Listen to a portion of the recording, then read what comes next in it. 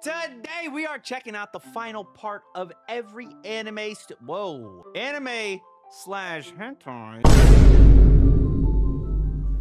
Hey, it just says it in the video. Stop looking at me like that. Get to stepping. If you enjoy the video, click the like button, subscribe to the channel. Maybe check out my streams on Saturdays when I actually watch a lot of these videos, right? The anime-related YouTube videos. Logo reveal. Studio Gonzo was founded in 2000 by four former Gainax members, Mahiro Maeda, Shinji Higuchi, Shoji Murahama, and Hiroshi Yamaguchi. Studio Gonzo is a pretty forgotten anime studio nowadays, but they've made some absolute classics back in the 2000s, like the original Hellsing, Fullmetal Panic, and Welcome to the NHK. However, I think my favorite anime from them has to be Afro Samurai, which, if you haven't watched, what are you doing? Studio Gonzo literally worked with Samuel L. Jackson and the Wu-Tang Clan to make arguably one of the most unique crossovers in anime history. Unfortunately, like many other anime studios though, they've had their fair share of financial troubles, and they haven't released an anime since a Horimiya OVA in 2021. Since a Horimiya OVA? Damn, so they kind of don't even exist anymore, huh? A lot of Studio Gonzo employees did end up leaving for Studio David, so I would consider them a spiritual successor in some sense, but it does seem like Gonzo is done making anime for now. We'll see. Brains Base was founded in 1996 by former TMS member Juko Ozawa. They're most well known for creating some of the best anime in the 2010s, including My Teen Romantic Comedy Snafu, which personally is my favorite drama anime. Love Snafu. Takehiro Omori was one of the biggest directors at the studio, and they also did Bakano and Durararara. He's headed great anime like Bakano, Durarara, and Natsume's Book of Friends, which are all amazing and underrated anime in their own right. A few years ago, they also made To Your Eternity. But while Brainspace is one of the most unique anime studios with their stories and adaptations, they usually aren't the most popular. The animation qualities usually looks pretty good. They are still making anime, but it seems that they are much more infrequent with their projects than they used to be. It is unfortunate, but a common trend in the current anime industry. TMS Entertainment was founded in 1946, originally as a knitting and textile company. Apparently, they merged with Tokyo Movie Shinsha to start an animation business and create TMS Entertainment. They've worked on some insanely big projects like Detective Conan and Fruits Basket. TMS is actually owned by Sega and is one of the biggest anime companies, which means it's owned by Sega? Their animation quality can be pretty inconsistent from time to time, but that doesn't mean that they don't make good stuff. Megalobox is one of the best sports anime according to people that comment on my videos. They've also made Dr. Stone and Rent a Girlfriend, which those are one of which is I mean, like, I think that like the animation quality, actually the animation quality for Dr. Stone's not bad. This is the problem with TMS. TMS is sometimes good, sometimes shit. It's not consistent at all across the board. So when we find out that a studio is being done, when a new anime is being done by TMS, it's like, ooh, are they going to get the good treatment or the bad treatment? After season 1 of Dr. Stone, is it still animated well or no?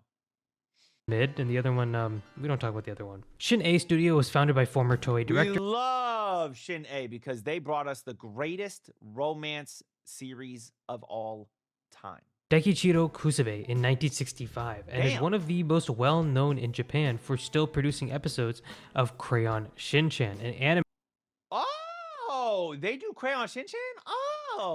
with over 1,245 episodes and still counting. They've also made Doraemon, which isn't really the most popular anime in America, but I remember watching it with my cousins back in India all the time. Because they have such a steady anime production that's constantly paying the bills, they can release masterpieces like Dangers in My Heart, which was way more polished than I thought it would end up being. And season 2 of this show was actually my favorite anime of this year, so definitely check it out. Tatsunoko Production was founded in 1962 by Tatsuo Yoshida, Kenji Yoshida, and Ippei Kuri. This studio... Wait, wait, what the fuck? Isn't this Evangelion? Studio helped spawn a ton of huge anime studios like Toei Animation, Mushi Productions, and... Toei literally came out in the 50s. How the fuck did they spawn Toei? And apparently the founder, Yoshida, preferred to keep his drawings more realistic, in line with how muscles and skeletons actually looked instead of the more cartoonish style that Disney and Tezuka preferred at the time. This allowed Tatsunoko to have a much larger variety of styles of animation, but also got them close to bankruptcy many times. Also, you might be wondering why I used Evangelion as the icon for them. Well, while doing research for this video, I discovered that Tatsunoko Productions actually did the majority of animation for Evangelion. Apparently, only 3 Gainax studio members actually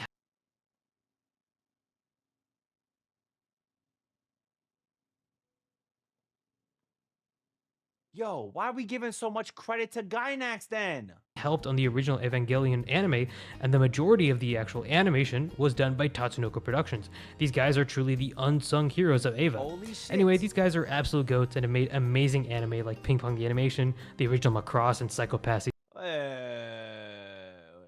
Didn't we find out that somebody else did Ping Pong? Isn't Psycho-Pass literally Production IG? I'm so confused. Season 2, so definitely check those out. Studio Gohans was founded in 2008 by the former Satellite Studio in Osaka. They basically just took over the office and made it Studio Gohans. They're well known for making anime that either look really interesting or really, really weird. Like the anime K, which actually looks pretty cool, you know, has a unique shading and a lot of fun fight scenes. But then they also made Handshakers, which is genuinely just too overwhelming and janky looking in a ton of their shots. Shingo Suzuki is an important person at Gohans, and since he's a very well-connected anime veteran, usually you can find some good cuts on any Gohans project. Even damn, boy, what is this show, bro? Hey, what is this show? We watching this. if it is a little crazy. Usually Suzuki is the chief animation director on most of these, you know, interesting projects, and you can usually tell that he's working on a show if the camera is doing fucking gymnastics. Have you ever cut your balls while shaving? I know this guy has. Damn, that's crazy. A Manscaped sponsor? Oh my god, bro. Studio Satellite was founded in 1995 and is one of the only animation studios in Sapporo, Hokkaido. They're well known for What the fuck? They're in Sapporo? anime like Hellsing Ultimate, Log Horizon, Symphogear, and Fairy Tail. Like many anime studios, the quality on their series varies depending on how much money they think it will make.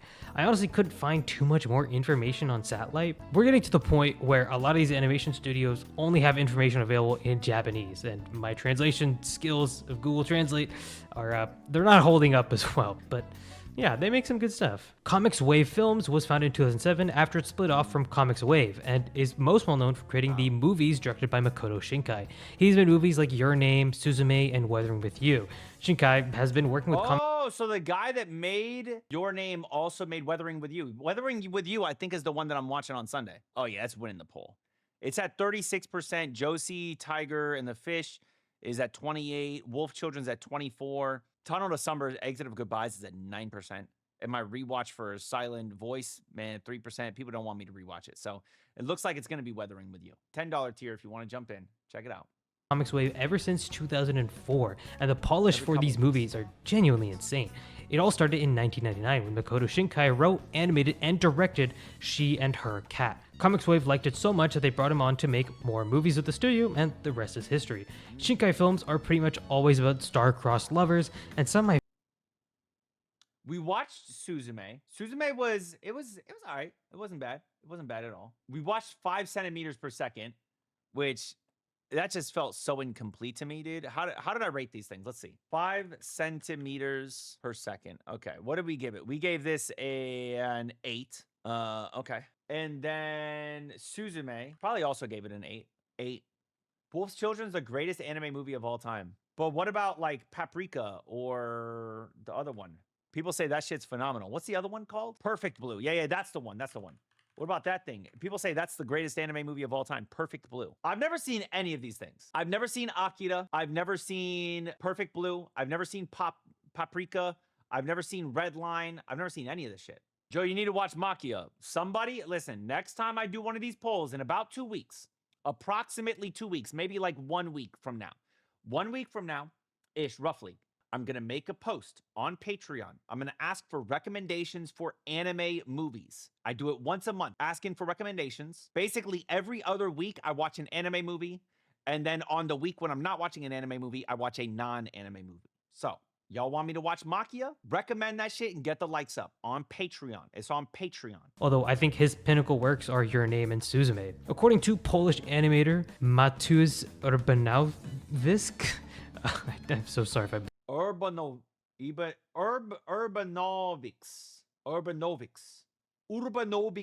butcher that. Comics Wave have pretty good working conditions. He said the studio I was working at was good, we had free time, the pay was good, and I was hired on contract, which felt stable. Honestly, kinda goated for such amazing animation quality. Tezuka Productions was founded in 1968 by Osamu Tezuka, the godfather of manga. It was originally a branch of Mushi Productions, but soon adapted many Tezuka mangas like Marvelous Melma, which if you're curious, had the first ever panty shot in anime. The interesting thing about Tezuka Whoa, Productions is that legendary first ever panty shot. they still make anime Pantsu shot. using a lot of Shato. Tezuka's IP. Pantsu Just recently in shato. 2019, they co-produced Dororo with Mappa. Sometimes they even make anime that have nothing to Let's be honest with this. With this one, Dororo, let's be honest. This got to be mostly Mappa. do with Tezuka, like quintessential quintuplets, and most recently an anime about this guy trying to raise up a robot. Leiden Films was founded in 2012 by Ultra Super Pictures, a joint holding company that Leiden includes Films. Sanzijin, Orde, Trigger, and Galaxy Graphics. They're most well known for anime like Tokyo Revengers, Initial D, and Yamada-kun and the Seven Witches.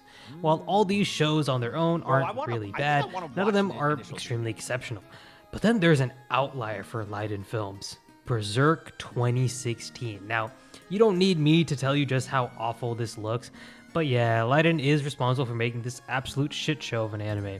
According to an interview with the Berserk producer, Ryo Kuruso, they wanted to try something For this series, we were trying to do something new. The director is a 2D animator, so what goes on in his mind and what he puts on storyboard is all in 2D.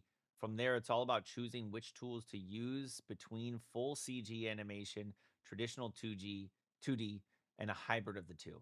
The director and the 2D, 3D will meet and discuss and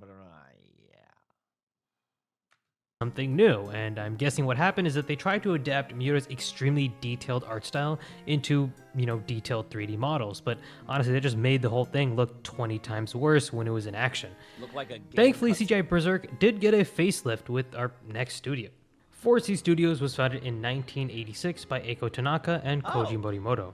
They're most well known They're for the ones that did the Golden Age arc. making out their anime like Mind Game, which if you haven't watched, definitely check it out. It's directed by Masaki Yuasa, the same guy who directed Devilman Crybaby and Ping Pong. Anyway, they're also most well known Oh, yeah. That studio's the one that did Science Saru. They're the one that did Ping Pong. But why did he say that the other studio did Ping Pong? That's weird.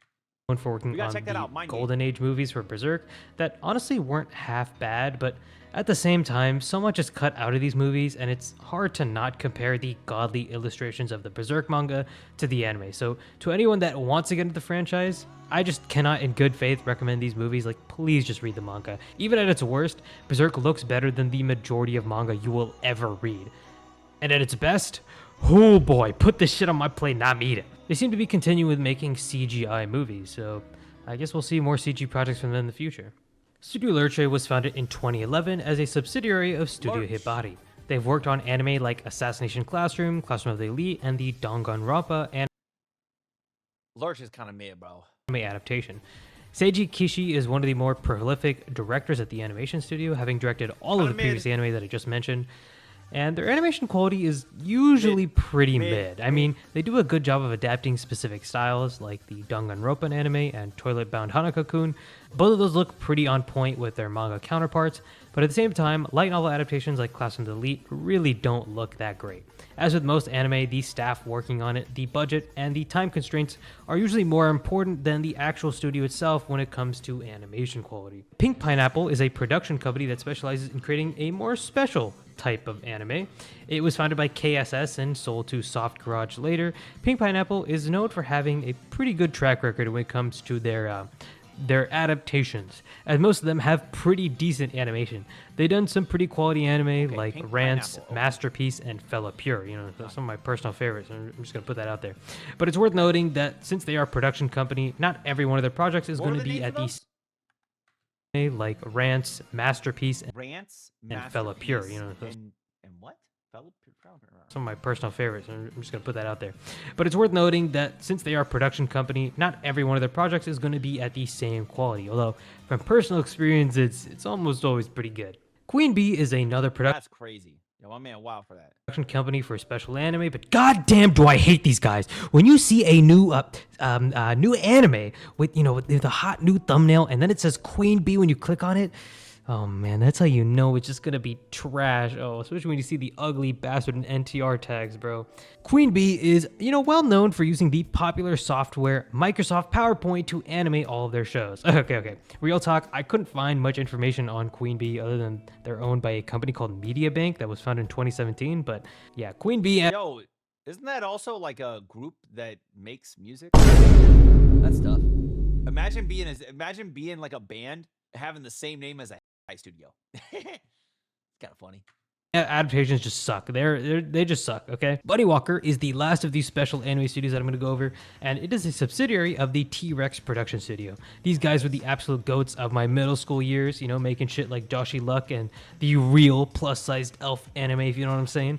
Their animation quality is pretty consistent and good, but it doesn't reach the peaks of Pink Pineapple in my opinion. Anyway, that is every anime studio Bro, this man horny as shit, bro. That's crazy. That's insane. He's like, let me tell you guys about some Thai studios that I enjoy. That's crazy, bro. What the fuck? Yo, man. Another good studios explained. I feel like I learned so much about all these animation studios. That's awesome. And with that said, I would love to know what you all thought about this video down in the comments. All right, what's your favorite animation studio? Maybe there's more videos I should be watching. Recommend them down in the comments. All right, if you enjoyed this video, click the like button. If you get this video to 1,000 likes, there's not another part to this, so I don't know what to tell you, but I would appreciate it. It would be cool. Subscribe if you're not already subscribed. I'm watching a lot of random YouTube videos dealing with anime-related content, so you could stop by the live streams on Twitch on Saturdays when we do that. Until next time, make sure you won't keep it fresh.